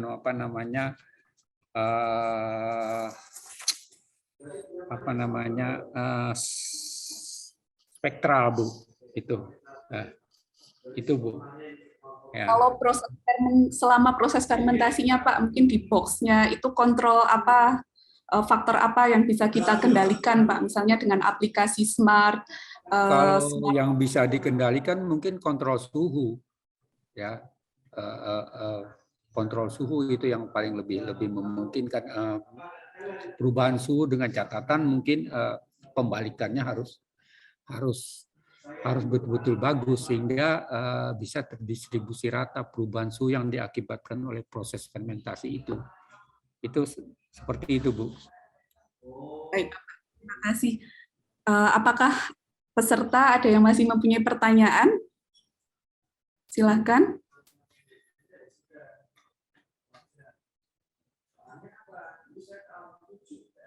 Ada yang mau menyampaikan pertanyaan? Mumpung ada para ahlinya nih, para pakar tentang lahan kakao, mulai dari lahan, panen, pasca panen, tentang harga.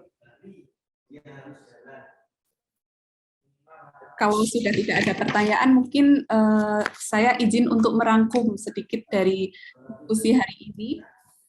Dari yang disampaikan Pak Heri tentang potensi penerapan teknologi informasi, penerapan industri 4.0 di dalam penanaman kakao maupun pasca panen kakao masih sangat terbuka lebar, mulai dari pengaturan kebutuhan air, pengaturan nutrisi, sampai deteksi kematangan buah kakao dan sebagainya. Juga kita harus memperhatikan berbagai macam faktor yang dapat meningkatkan produktivitas kakao, misalnya dengan mitigasi patogen atau jamur-jamur hama penyakit tanaman ya. Dengan hal itu harapannya kita dapat menjadi negara pengekspor kakao yang mempunyai produktivitas yang tinggi kembali. Baik, terima kasih kami ucapkan kepada Pak Heri Wiryananta dan Pak Aris Budiman atas diskusi yang sangat menarik, atas waktu dan juga ilmunya yang diberikan kepada kami. Sebelumnya kami mengucapkan terima kasih dan mohon maaf jika dalam memandu workshop hari ini ada kekurangan dan kesalahan. Kemudian ini panitia ada sertifikat untuk pembicara, ya. Monggo panitia bisa Ini sertifikat pertama untuk Pak Aris Budiman dari Ketua Kompetisi Kampus Merdeka Divisi Workshop ya, dari Pak Makbul Hajat kepada Pak Aris. Terima kasih Pak Aris. Ya, Bu. Kemudian yang kedua untuk Dr. Heri Wiryananta, MS. Terima kasih Pak Heri atas kesediaan bicara hari ini. Baik. Sertifikat nanti akan diberikan dalam email ya, Pak. Iya, Pak. Iya, Bu. Makasih. Ya, Bu. Saya mohon pamit, saya kembalikan kepada MC. Assalamualaikum warahmatullahi wabarakatuh. Waalaikumsalam. Waalaikumsalam. warahmatullahi wabarakatuh. Pak Aris, salam Ya, buat Pak. Pak Aris, salam buat Pak Agung ya. Oh iya, Pak. Dulu saya di Jember nginep di rumahnya Pak Agung itu. Ya. Ya, Nanti saya sampaikan, Pak. ya. Masih direktur ya, Pak? Oh, sekarang sudah dirotasi, Pak. Memang kan nggak ada rotasi. Sekarang direkturnya lain, Pak. Oh, gitu. Jadi Pak Agung sebagai senior scientist, Pak, sekarang, Pak, untuk pemulihan kakao. Oke. Salam ya, Pak ya. Ya. Silakan, Bu. Baik, sekali lagi kami ucapkan terima kasih kepada Bapak Aris dan Bapak Heri yang sudah memaparkan Terima materi, serta Ibu Mariam yang sudah memimpin jalannya diskusi pada siang hari ini. Terima kasih pula bagi para peserta yang telah mengikuti workshop hari ini hingga penghujung acara. Diingatkan kembali bagi para peserta untuk mengisi presensi yang sudah dibagikan pada kolom chat, karena materi dan sertifikat hanya kami bagikan pada peserta yang telah mengisi daftar hadir. Informasi workshop selanjutnya, yaitu teknologi fermentasi dan pengolahan kakao pada hari Selasa, 27 September 2022 dengan pembicara Bapak Nur Arifandi Febrianto, Doctor of Philosophy, dan Ibu Dr. Ratri Ratno Utami, Sarjana Teknologi Pertanian, Magister Teknik, serta dimoderatori oleh Bapak Bayu Nugraha, Sarjana Teknologi Pertanian, Master of Science, Doctor of Philosophy. Info terkait workshop akan kami update melalui media sosial kami. Saya mewakili panitia yang bertugas menyampaikan mohon maaf bila terdapat salah kata dan perbuatan. Akhir kata, saya ucapkan terima kasih. Wassalamualaikum warahmatullahi wabarakatuh. Om Sandi Sandi Sandi Om, Namo Buddhaya.